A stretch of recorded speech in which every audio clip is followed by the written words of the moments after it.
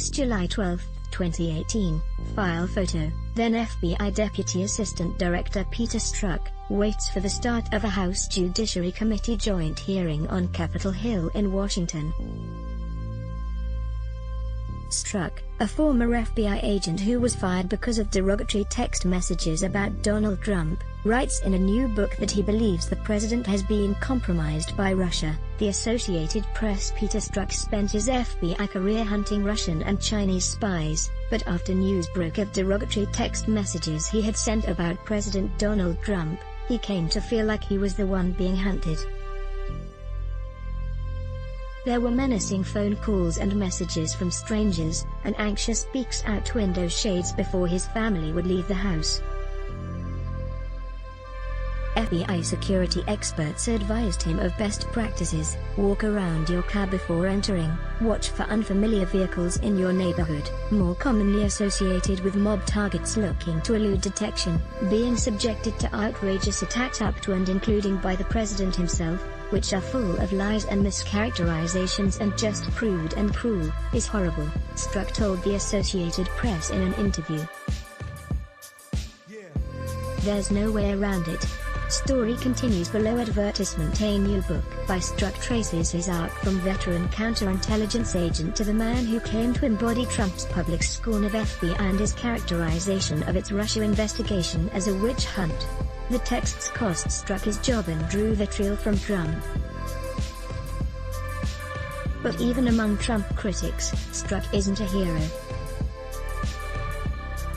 His anti-Trump texts on a government phone to an FBI lawyer gave Trump and his supporters a major opening to undercut the Bureau's credibility right as it was conducting one of the most consequential investigations in its history. Trump's attacks have continued even as two Inspector General reports found no evidence Strzok's work in the investigations were tainted by political bias, and multiple probes have affirmed the Russia probe's validity. Strzok expresses measured regret for the texts in Compromised Counterintelligence and the Threat of Donald J. Trump, due out Tuesday. I deeply regret casually commenting about the things I observed in the headlines and behind the scenes, and I regret how effectively my words were weaponized to harm the Bureau and buttress absurd conspiracy theories about our vital work, Strzok writes. Before becoming a virtual household name, Strzok spent 2 decades at the FBI toiling in relative anonymity on sensational spy cases. He helped uncover Russian sleeper agents inside the U.S., worked the Edward Snowden case and led the investigation into whether Hillary Clinton mishandled classified information. She did, he writes, but not in a way meriting prosecution.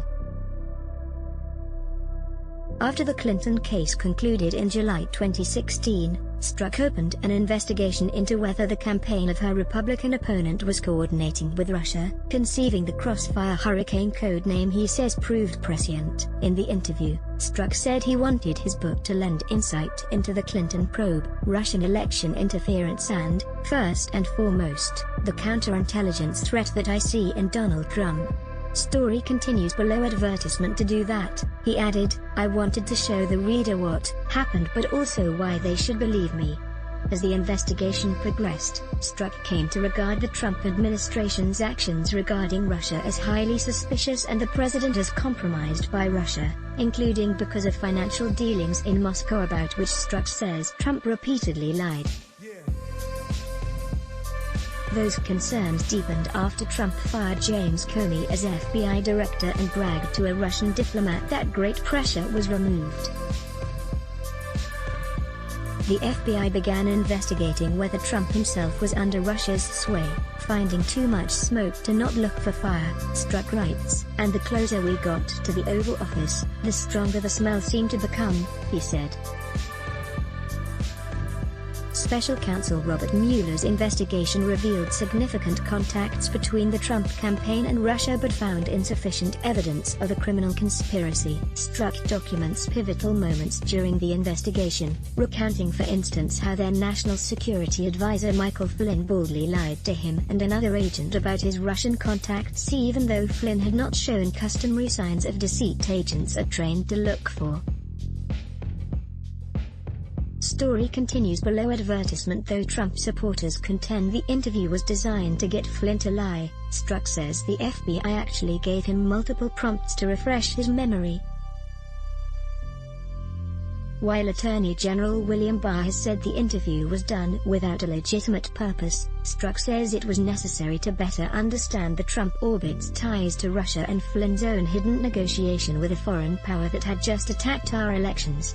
Flynn later pleaded guilty to lying to the FBI. Barr's request to dismiss the case is pending. In another episode, he says then Deputy Attorney General Rod Rosenstein asked him to remain behind after a meeting and pressed him skeptically about a perjury investigation into Attorney General Jeff Sessions for statements made at his confirmation hearing. Sessions was never charged. Rosenstein declined to comment. Strzok's stint on Mueller's team was short-lived, upended in the summer of 2017 by the Inspector General's discovery of anti-Trump text messages he'd exchanged during the campaign with an FBI lawyer with whom he had had an extramarital relationship. He was summoned to meet with Mueller, who in a soft voice told Strzok he was being removed. Transferred into the more bureaucratic Human Resources Division, Strzok says Deputy Director David Bodick reassured him the situation could be worse, including if Trump had gotten hold of the texts. Story continues below. Advertisement. That's exactly what happened 2 months later when news broke about the texts and the Justice Department disclosed them to reporters.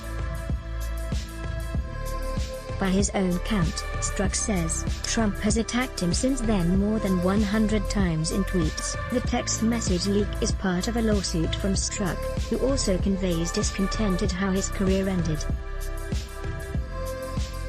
After Trump accused Strzok of treason, Strzok appealed to the FBI for a statement condemning the remarks, but got none. The FBI scrambled to remove his access to categories of classified information so Director Chris Wray could inform lawmakers the next day.